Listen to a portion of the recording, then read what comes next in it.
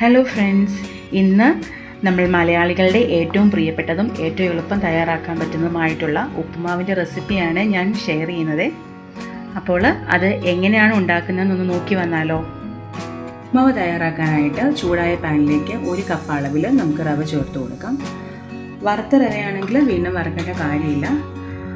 വറുക്കാത്ത റവയാണെങ്കിൽ നമുക്ക് ഇതൊരു 5 മിനിറ്റ് ഒന്ന് വറുത്തെടുക്കാം. റവ റോസ്റ്റായി തുടങ്ങുമ്പോഴത്തേനും ചെറിയൊരു കളർ വ്യത്യാസവും അതോടൊപ്പം തന്നെ അതിൻ്റെ മണം മാറാൻ തുടങ്ങും. ആ സമയത്ത് നമുക്ക് ഫ്ലെയിം ഓഫ് ചെയ്തതിന് ശേഷം ഒരു പ്ലേറ്റിലേക്ക് ഇട്ട് കൊടുക്കാം. ഇപ്പം റവ റോസ്റ്റായി വന്നിട്ടുണ്ട്. നമുക്ക് തണുക്കാനായിട്ട് ഒരു പ്ലേറ്റിലേക്ക് ഇട്ട് കൊടുക്കാം.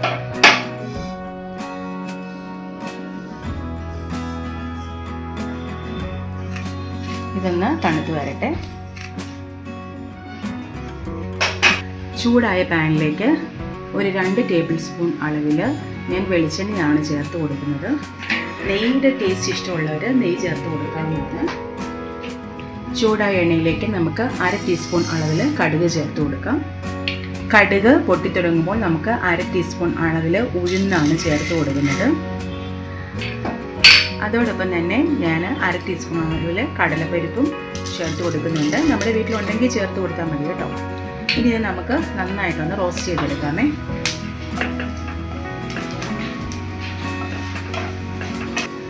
ഇപ്പോൾ ഇത് റോസ്റ്റായി കളർ മാറി വന്നിട്ടുണ്ട്. ഈ സമയം ഒരു വറ്റൽമുളക്, അതുപോലെ തന്നെ ചെറുതായിട്ട് ഞുറുക്കിയ ഇഞ്ചിയുടെ കഷ്ണം ചേർത്ത് കൊടുക്കാം. അതോടൊപ്പം തന്നെ സവോളയാണ് ഞാൻ ചേർത്ത് കൊടുക്കുന്നത്. 1/2 മുറി സവാള ചെറുതായിട്ട് അരിഞ്ഞതാണ്. ചെറിയുള്ളി ഉണ്ടെങ്കിൽ ചെറിയുള്ളി ചേർത്ത് കൊടുത്താലും മതി. അതോടൊപ്പം തന്നെ 2 പച്ചമുളക് ചെറുതായിട്ട് ഞുറുക്കിയത്, കുറച്ച് കറിവേപ്പിലയും ചേർത്ത് നമുക്ക് ഒന്ന് വഴറ്റിയെടുക്കാം.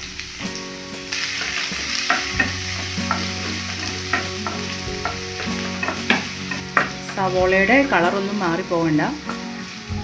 നമുക്കൊന്ന് സോഫ്റ്റ് ആവുന്ന വരെ മാത്രം വഴറ്റി കൊടുത്താൽ മതി. ഒരു മിനിറ്റോളം കേട്ടോ.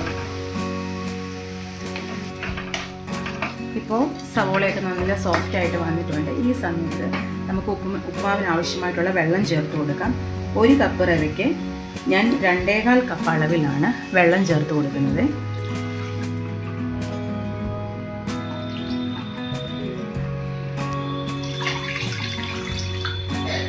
ഇനി ഇത് നന്നായിട്ടൊന്ന് തിളച്ച് വരട്ടെ.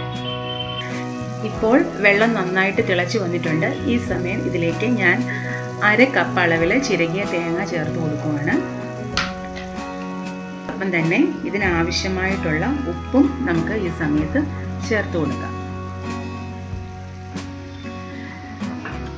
വെള്ളം ഒന്ന് ഇളക്കിയതിന് ശേഷം ഉപ്പ് പാകത്തിനാണോ എന്ന് നോക്കുക. ഇപ്പോൾ ഉപ്പ് പാകത്തിനാണ്. ഇനി ഇതിലേക്ക് നമ്മൾ വറുത്ത് മാറ്റി വെച്ചിരുന്ന റവ കുറേശ്ശെയായി ചേർത്ത് നമുക്ക് ഇളക്കി കൊടുക്കാമേ.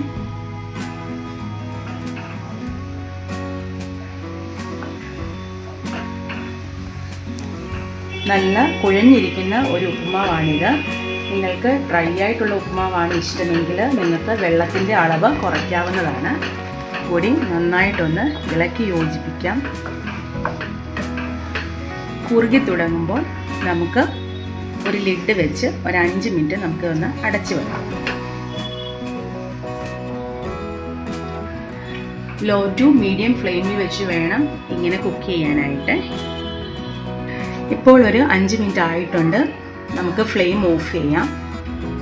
ഇനി ഇത് നമുക്ക് നന്നായിട്ടൊന്ന് ഇളക്കി കൊടുക്കാം.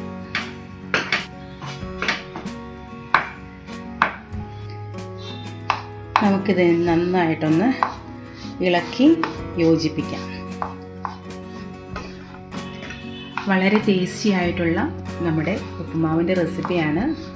നിങ്ങൾ ഇത് വീട്ടിൽ ട്രൈ ചെയ്ത് നോക്കാൻ മറക്കല്ലേ. അതോടൊപ്പം തന്നെ എന്നെ ഒന്ന് സപ്പോർട്ട് ചെയ്യണം. ഈ വീഡിയോ മറ്റുള്ളവരിലേക്ക് ഷെയർ ചെയ്യാനും ലൈക്ക് ചെയ്യാനും കമൻറ്റ് ചെയ്യാനും ഒന്നും മറക്കല്ലേ.